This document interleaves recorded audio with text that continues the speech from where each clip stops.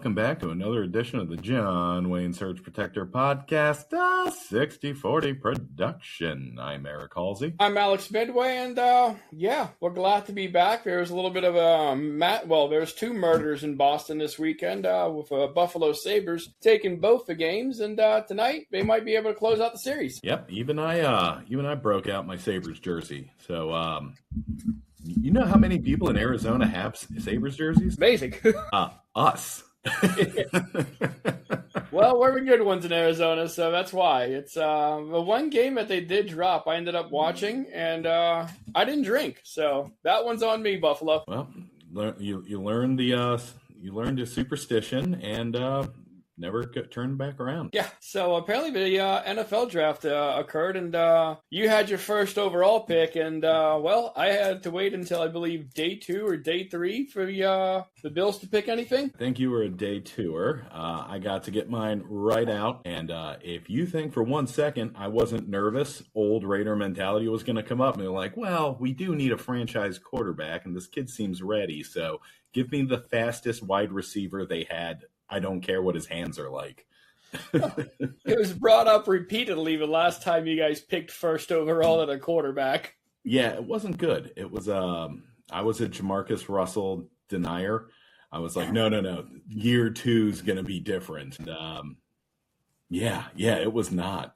Luckily, as they do after the draft every year, they go through and watch tons and tons of media about what are the biggest biffs in all of draft history? And the Raiders are right there at the top for not just Jamarcus Russell, but a bunch of other people. So that was a fun stroll down memory lane. And I am very much a denialist when it comes to our draft picks. I hold on to them way too long. It's, what's it called? I was listening to Buffalo Radio, and they were going over, like, back in the day, we used to have a GM called Buddy Nix.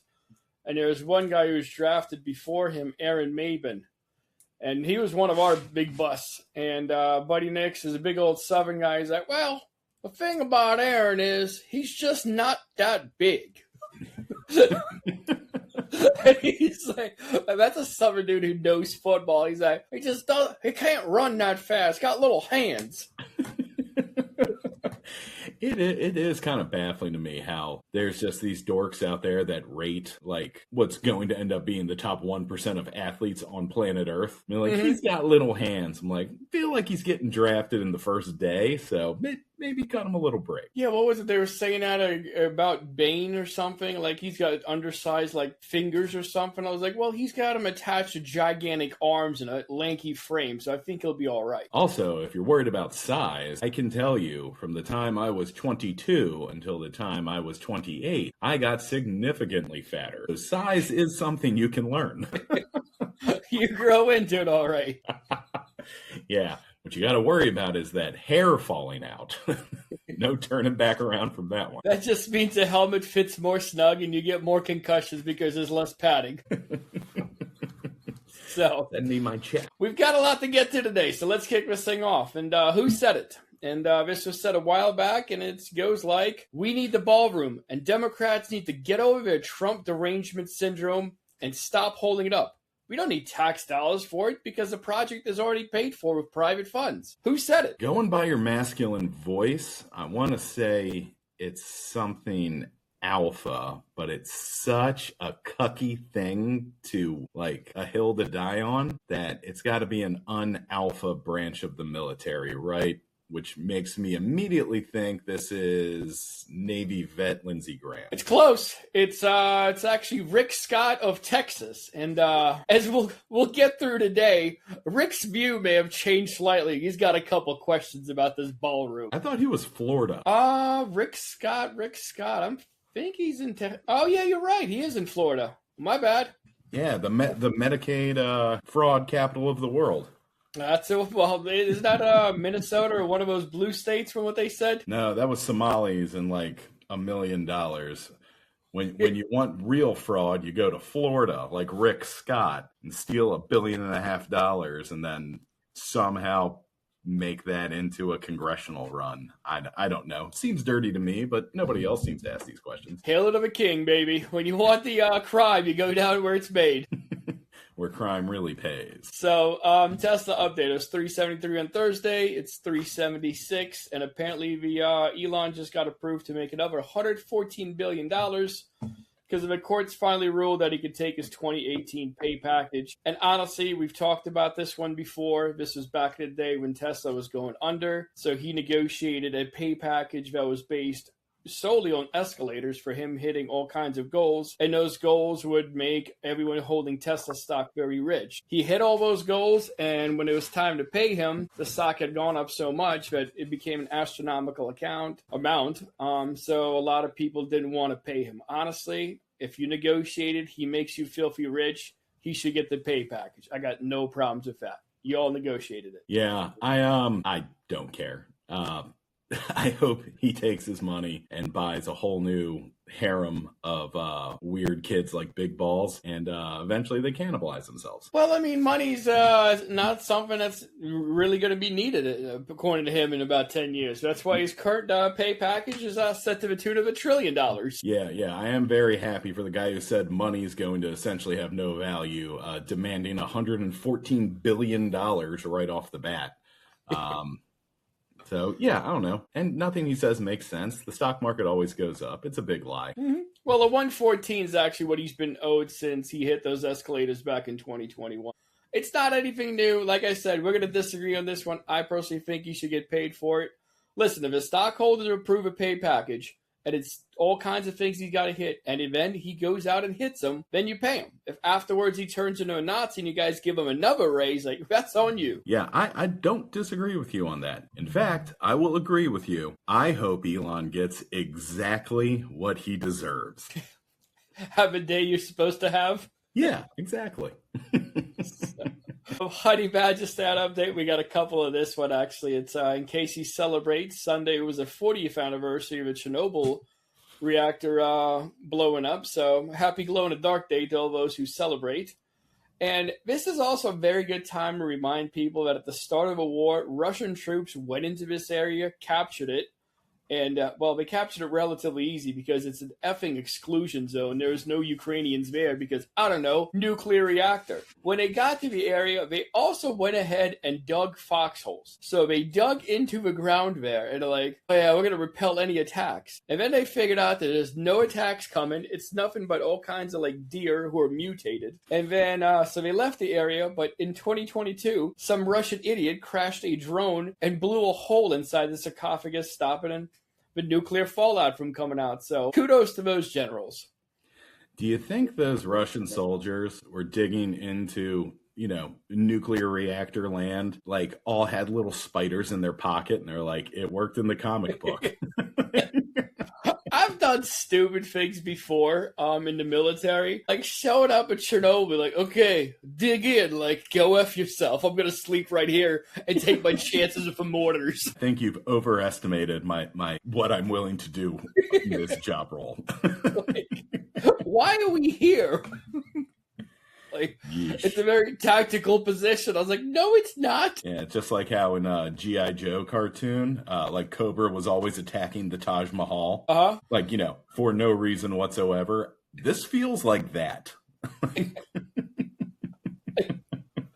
Makes no sense. But a lot of things also don't make sense in Russia because if you're watching this from the Tuapse region of Russia, and, first of all, you're going to get yoked up by the FSB for action detrimental to the state. But at least I'll get you out of a dumpster fire that is a city, because Ukraine went ahead and did a three-peat and struck that oil refinery another time. And Putin says strikes on energy facilities in Tuapse could cause serious environmental consequences. Again, this is from the people who rammed a drone into the sarcophagus on a nuclear reactor's protective shell. I mean, yeah, it makes sense. Let's go with the biggest explosion possible, right?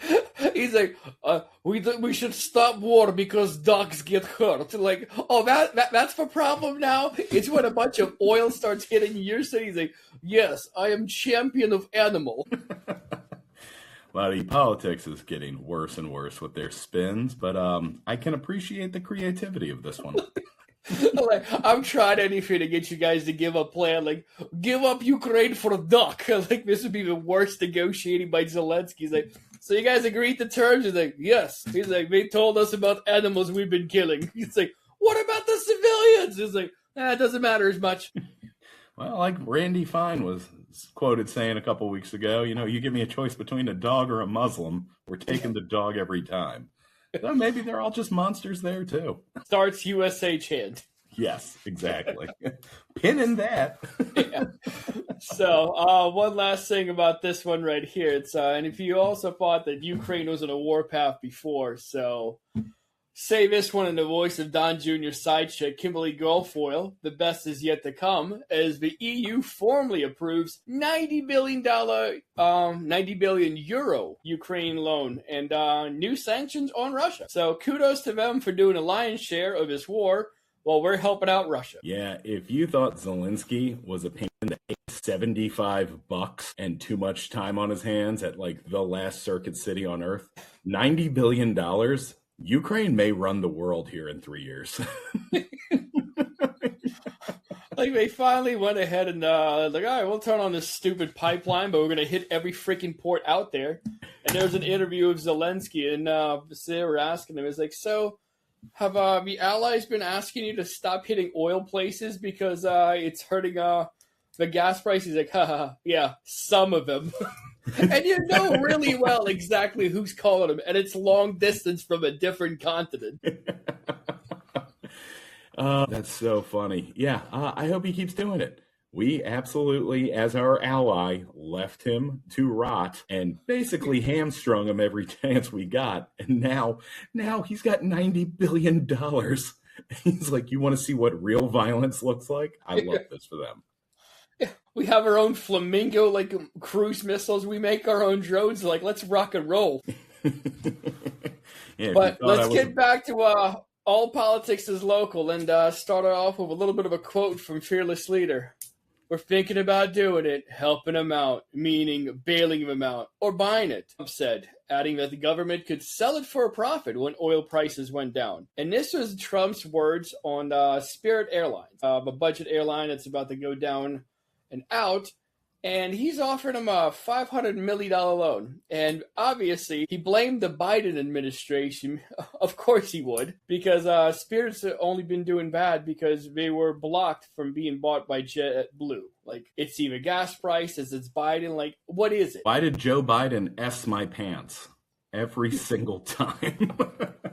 They always just like, Joe Sleepy Biden. The picture of him came out where he's sleeping in the office. Like, God, everything that they say is an actual admission. Yeah, I don't like people standing behind me at like a restaurant. It puts me on edge, gives me a bunch of anxiety. I don't like it. How you could fall asleep in front of cameras with 16 people standing behind you, I will never understand. I mean, because each one of those people kissed his ring already to get into that office. It's like his Timu Praetorian Guard behind him. I guess that's true. Another thing, you're a capitalism guy. Why would the government bail out an airline? Well, first of all, we also already own stock at Intel. So just put that into perspective. When we were talking about communism and government overreach, that's Joe Biden. But why would we do it? Oh, I can tell you right now, because continuing on this one, like a lot of other airlines heard about this. Like, wait, he's handing out money? And he's like, so other airlines are asking for another $2.5 billion as well, ever since he's floated out $500,000. And just so we're 100% clear, that if Trump ends up buying Spirit Airlines, he's going to go ahead and ask for $12 billion of our tax dollars. 11.5 of it is going to go to him for consulting fees. And there's no effing way he's not putting his face on the side of every Spirit airplane. And there'd be some kind of a promotion video. It's Tom Hogan or Tom Homan's ogre self trying to fit himself into a seat, Hexa finding out the drinks are not free, and Caroline trying to take her 60-year-old husband of a Mile High Club. And yeah, her husband is 60 years old. Yeah, not her grandfather, as I famously thought the first time this came up, but is there if we have to, our tax dollars, if we have to bail out the next Trump airline, which also famously went under in the 80s. More on that later. Yeah. Spirit Airlines is the perfect one to encapsulate this Jacksonville, Florida of an administration, right? Yes, but you will also find out a little bit more as far as what his airline is, the Trump shuttle from back in the day. So what he ended up doing, it's a good reminder to everybody that back in 1988, he bought an airline that was what's it called? Let's see. He purchased Eastern Airlines back in the 80s for $365 million. And a lot of people at that time also thought that was way too much money, but out of a deal and everything else. So as soon as he buys it, he files for Chapter 11. And I know, shocker, he's never done that before. And the company that was previously profitable, they were actually making money. But people like, oh, this thing's going through Chapter 11 is like, we're going to go to somebody else. And what his whole thing was, he was going to make it a luxury airliner. And the only places this thing flew, like this Eastern Airlines flew to beforehand, was from LaGuardia to Boston and Reagan. It was like a little triangle. And of course you need a luxury airline when you're flying 30 minutes from these places. It made no sense. Like, people got on this thing because it was cheap and it got them there quickly at a low cost. And he's like, no, we're going to make reclining seats. Yeah, this would, like, I'm cheap, so maybe this doesn't apply to me. But if you tell me we're taking an airplane from our local airport here in Tombstone, Arizona, and flying all the way to Phoenix, like 28 minutes away, who's going to pay for luxury? Who's doing this?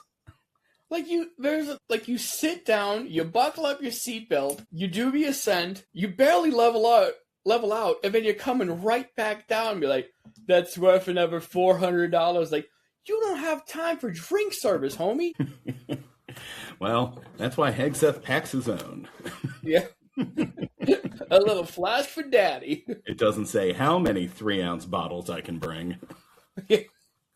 He's like, plus. Did you see, what's it called? He was flying with the Kid Rock over a weekend? I did. We were saving that one for a Thursday episode. Fair enough. More on that one later. Kid Rock at the Pentagon. Just to recap to everybody. 1988, Trump buys an airline for bankruptcy. August of 89, one of his planes lands without a nose gear being down, and it ends up on the tarmac, and surprise, surprise, it was due to a lack of maintenance. In 1990, in June of 1990, Trump gives up personal control to avoid bankruptcy with it again. And August, the airline goes belly up. So that's him managing airlines, and right now he has our money. So I don't think it's going to be any different. I don't know. Now that we're like officially insoluble, I feel like he's doing the exact same thing. He 5G chess part of the deal thus. But one of the things I actually found a little bit entertaining is the Trump shuttle. It came with Sikorsky S-61s, which is kind of like a traditional, like a helicopter. You can make that one into a commercial one. And Boeing Chinook helicopters. Have you seen what a Chinook helicopter looks like? I'm Googling it right now. It is textbook military. When you think of military transport, it is that. There is nothing luxury about the picture I am looking at. No! Like, I rode a couple of times, and young Alex was in those things in the Marine Corps, and those seats never reclined, let me tell you that much. That was my number one complaint. Now that we needed earplugs. Nothing says luxury like a rigid 90-degree angle. Yeah, I mean, this thing was actually this actually made sense. It would fly people from Manhattan to Atlantic City, and it was a price of about between $50 and $130. Honestly, it's not that bad of a cost to get somebody out of a Manhattan with all that traffic. But if you use Chinook helicopters, that is funny. When was the last time you were in Atlantic City? God, 15 years ago, probably. Okay, so I went not that long ago, like 6 months back. One, nothing has changed. Two, none of the highfalutin Manhattan luxury types are ever going to go to Atlantic City. Well, current Atlantic City, not a chance in hell, but you figure this is back in the 90s. There is no gambling in New York. It was still awful in the 90s. Atlantic City has been a hellhole since, like, the 70s? Fair enough. I mean, I've been there. I enjoyed it. If you get enough alcohol in your system, the place was a blast. And I would imagine 90s when you're a millionaire off of, like, Wall Street, I'll make it work. Hey, let me ask you something. As a luxury millionaire Manhattan type that you are, yeah, You know. That's the place you're going? Absolutely not. You and I are trash, and we love a good S show. I like Atlantic City. Am I paying for luxury flights there? Nobody is. Not a chance. First of all, you go there in Chinook helicopters, so there is no luxury. You're going in Chinook helicopters because the place is a war zone.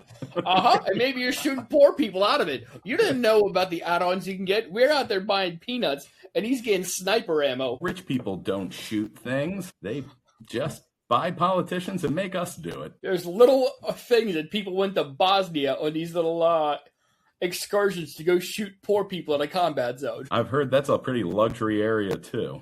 Yeah. So, have you ever heard of Alexei Mordashov or a little boat called Nord? No, but one sounds very Russian and the other one sounds very Nordic. They're both very Russian. And this headline came out. It is unclear how a multi-deck pleasure vessel worth more than $500 million gained permission on Saturday to sail through the important waterway called the Strait of Hormuz. So, I'll tell you right now, I effing know how it happened. Iran and Russia are close to each other, and Putin called our Donald and said, Donnie, our guy's going to pass. He said, oh, yeah, it's Putin, anything. Like, the only thing I don't know is how many times, like, our president tried to kiss the feet of Putin. And this boat, it's 465 effing feet. It's owned by a sanctioned Russian oligarch, and it rolled right on through with a Russian flag on the bow. Like, first, it was Cuba, and now this guy's like, yeah, go F yourselves. Now, even our citizens are going to go past your blockade. I don't know how much more emasculated we can be. I mean, I know I feel like a tough guy, and I'm definitely not embarrassed to be American right now. This is brutal. How much money how much money do you have to just walk through a war zone? Like, you remember in The Wire when Avon's in jail and he walks straight through that baseball game? Yeah. That's essentially what this Russian billionaire did.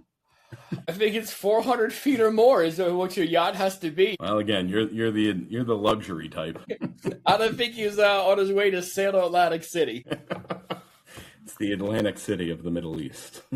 But we talked and the next part's going to be a lot about the ballroom that's being fixed. Well, it's going to be getting made. And one of the things is they're all starting to come out, and they're saying that it might be $400 million in taxpayer money. Lindsey Graham has come out and said that the additional money can be offset with custom fees, but it shouldn't just be left to private money. He said underneath it all, there'll be military stuff and a Secret Service annex. Like, how do we justify $400 million of our tax money? He's like, what's it for, Lindsey? He's like, I don't know, military stuff. Like, I'm going to need a better description, dude. Yeah, you can definitely tell he's paying attention in all these meetings. It's ridiculous. Like, it's private. Also, we're going to need your all's money. You know, like everything that privatization does. Like, this whole thing started out with, like, all going to be done with private donation, like, which are going to shape our policies, but whatever. Well, that's for another day. He's like, now we also need $400 million. You can't be getting on, like, the Treasury for being over budget when they're basically not. And then you're like, this project is free. I'm sorry. We forgot to carry the one. It's $400 million. Like, come on, man. Which one is it? Yeah, you think it's one of those things that they ended Doge right before they started this BS? They had a snap. That's what they did beforehand. And Lindsey had another follow-up banger. He said, private donations can be used, but I think they should be used for buying China and stuff like that. I'm like, I'm sorry. Billionaire money is fine any which way to buy whatever you want. Like, it doesn't have to be poor people dollars to buy a tea set. Yeah, but the tea tastes better when you know it was taken from the working class. Some middle-aged mother of two, her kids didn't get food today in elementary school. Like, it tastes so much better. Is this chamomile? I hope they all burn. Oh, speaking of ballroom, Butler 2, Electric Boogaloo. Earlier this month, the court stopped Trump from continuing work on his very important ballroom. He started the teardown process without authorization from Congress and is now currently living in the world's most famous eyesore because the National Trust for Historic Preservation niched any above ground work on the building that he tore up without, asking anybody. In the court's rulings, they said work cannot continue without congressional approval, or if they stopped, they can restart working if it's a security issue. And since being a Democrat still isn't 100% illegal yet, I guess security issue is the way we're going to move forward. Did you, what's it called? I read the court ruling, and it was hilarious because he's like, all right, this thing, you guys did it without any approval, nothing else. He's like, you're not allowed to build anything above ground. But anything below ground, just continue on. And honestly, if I was a petty old man, I would build this thing 17 stories down and just have it flat up top. Like, F you, you said this could continue. And I'm putting military stuff. Yeah, and that's why we need your tax dollars. Also, you can't stop me. So in completely unrelated news, a giant glaring security issue just happened to pop up at the White House Correspondents' Dinner on Saturday. Allegedly, Cole Allen of Torrance, California, traveled across the country to take a shot at the administration, entering the Washington Hilton with a pistol and a shotgun, running through the metal detectors before being subdued by Secret Service. The incident ended up with somebody firing between 5 and 6 shots, causing mass panic for some, depending on who you were watching. Did you get a chance to watch any of this, big guy? I did. Did you get a chance to take a look at, I forget who it was. It's Todd Blanche, the acting AG right now. Did you see his presser? No. What did he do? So they're asking him, he's like, hey man, those 5 or 6 bullets. He's like, what's going on with him? He's like, well, oh my God, yes I did. He treats them like Easter eggs. He's like, you know what? Sometimes you don't find all of them. Like, it is what it is. Yeah, that's not how this works. And I don't know why that has changed. I feel like as a lawyer, he should be like, well, if there's no evidence, there's not like you can charge my client. He's been trying that for a while now. So to just say sometimes evidence disappears. Like 70%'s a passing grade. We find 3 of those bullets. That's good enough for me. Yeah, that script would get rejected at the SVU table reading, buddy. Like, come on.